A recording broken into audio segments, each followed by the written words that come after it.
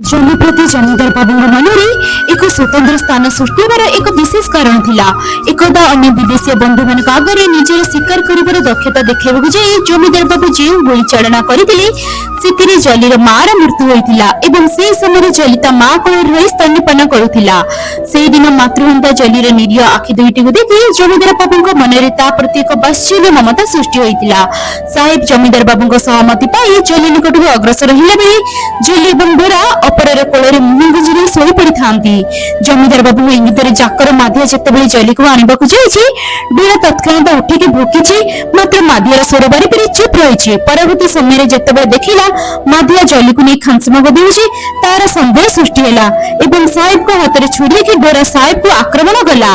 साहेब को एहिपरि अवस्था देखि माधिया ऊपर विरक्त हो उठिछन्ती एवं माधिया डोरा द्वारा आघातप्राप्त होई ताको एक गछरे बांधी देइछि।